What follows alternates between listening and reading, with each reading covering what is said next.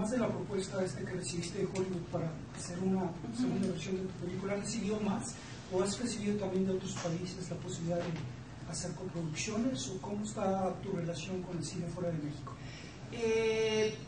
Sí, recibí otras propuestas en Francia y en Inglaterra, un poco después de la de Los Ángeles. Creo que ya no las he recibido porque ya saben que no me voy.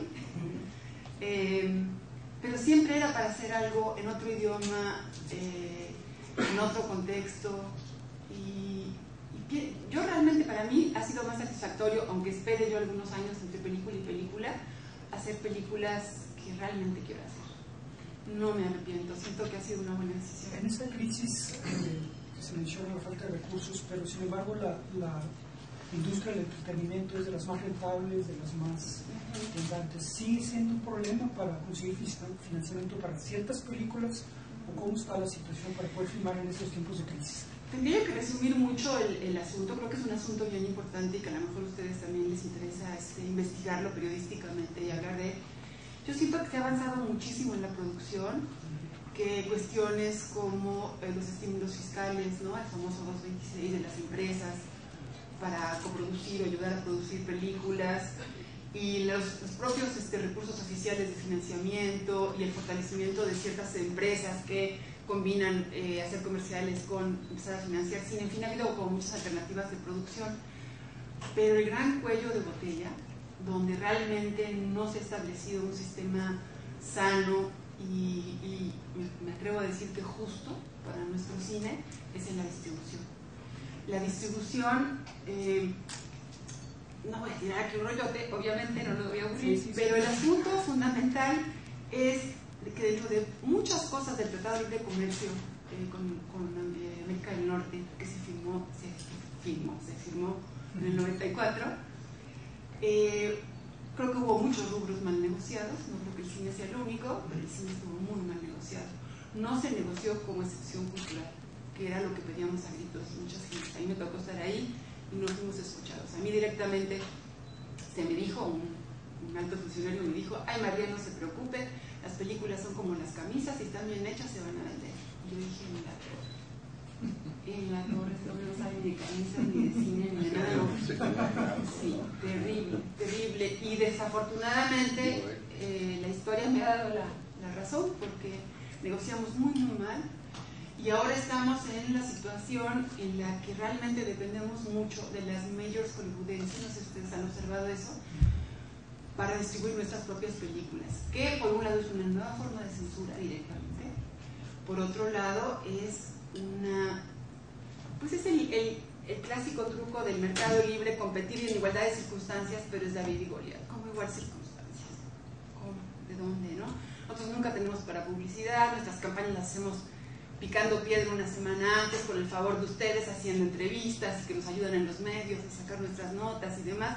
Creo que todo el mundo hacemos un esfuerzo compartido, pero no se compara al bombardeo publicitario que saca cualquier película hollywoodense, que además inunda las salas y aparte juegan sucio en las salas.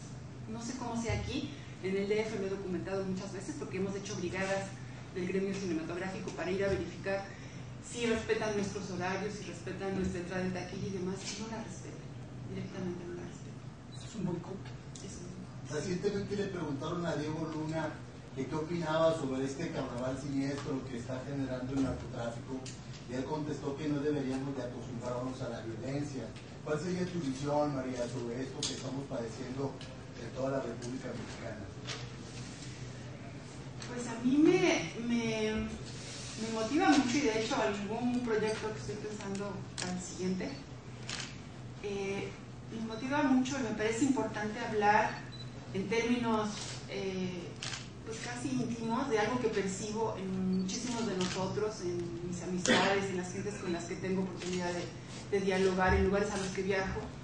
El dolor que sentimos muchos mexicanos y la impotencia que sentimos muchos mexicanos. Me interesaría hablar de eso, más que de la violencia misma, que además a mí no se me daría hablar de la violencia, me cuesta trabajo, pero sí de la consecuencia de la violencia en nuestra psique, en nuestra manera de ser. Siento que los mexicanos estamos lastimados, estamos dolidos, estamos vulnerados, y que tenemos que hablar de eso que sentimos y de nuestra impotencia, porque también hablar de que nos sentimos impotentes puede motivar a quienes sí pueden tomar decisiones a que las tomen mejor, ¿no? Es terrible lo que nos está pasando, es terrible. ¿Usted concibe el cine como una manera didáctica para la sociedad? En los años anteriores el melodrama se quedó muy arraigado en la idiosincrasia del pueblo. Este es nuevo cine mexicano que nos presenta, ahora que mencionaban lo de la violencia, pues presenta mucho este tipo de imágenes. ¿Cómo podría repercutir en el pueblo, en los niños y jóvenes, en una nueva generación, ¿verdad?, que está viendo este nuevo cine mexicano a futuro? ¿Qué idiosincrasia podría quedarle a esos muchachos? Bueno, yo creo que para mí es muy importante ser absolutamente respetuosa de la diversidad. Sí, creo en la diversidad de expresiones, así como no sé si es mi generación, mi forma personal, pero sí creo que es importantísimo que una sociedad respete sus múltiples voces, y casi que las que sean, como vengan. Claro, sobre eso hay que analizar qué significa. En el caso de lo que estamos hablando del cine violento, pues sí hay que hablar cuando el cine violento se vuelve una apología, pues hay que estar muy atentos de eso. Y no sé, pasa un poco con los narcocorridos, ¿no? Yo era una coleccionista, cuando empezaron a salir los narcocorridos me fascinaban, me moría de la risa, sinceramente me moría de la risa.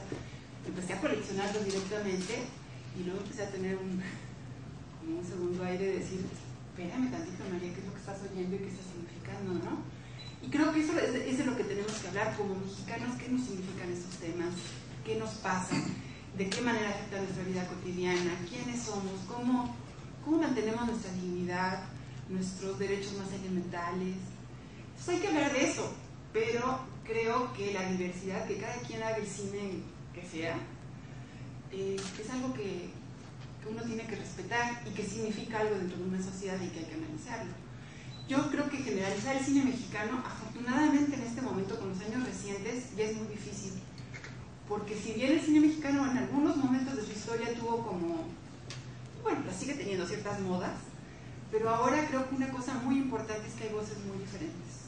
Y lo que hablábamos, que es absolutamente real, que se está también descentralizando el cine y que más y más mujeres también estamos accediendo al cine, que eso también creo que está muy bueno.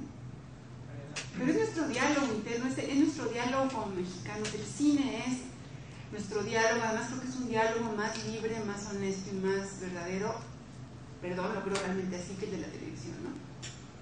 Creo que sí es un reducto que hay que salvar, porque en el cine sí existe una verdadera manera de hablar de nuestros asuntos, ¿no? Por ejemplo, el asunto de la televisión mexicana desafortunadamente es racista, es un racismo contra nosotros mismos.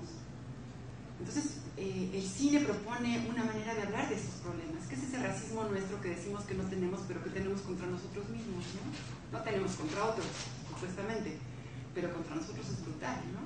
Como sociedad. Entonces, el cine es un reducto importantísimo de esto y hay voces importantes, ¿no? Hay voces importantes en este sentido. Los Bastardos, por ejemplo, una película que no sé si está en cartelera, pero que estaba en el DF. Son películas que independientemente de lo que uno le hagan sentir, justo provocan la plática, la polémica, el discurso de las voces. Y creo que eso lo tenemos que pelear muchísimo porque de repente parecía que iba a desaparecer. Después del 95 parecía que nuestra voz iba a desaparecer. Yo decía, vamos a hacer un país como doblado al español, como las series de televisión, ¿no? Y la gente, las generaciones de mis hijos van a estar como con una mente doblada al español, ¿no? O con el español que dicen ellos neutro de Miami, que da un poco de horror, ¿no? Me encantan los acentos en español. Parece mentira, pero eso se nos puede, igual que hemos perdido algunas cosas de nuestro país que tenemos que recuperar, creo que no podemos dejar que se nos arrebate el derecho a vernos en la pantalla y hablar de nosotros mismos, con toda sinceridad.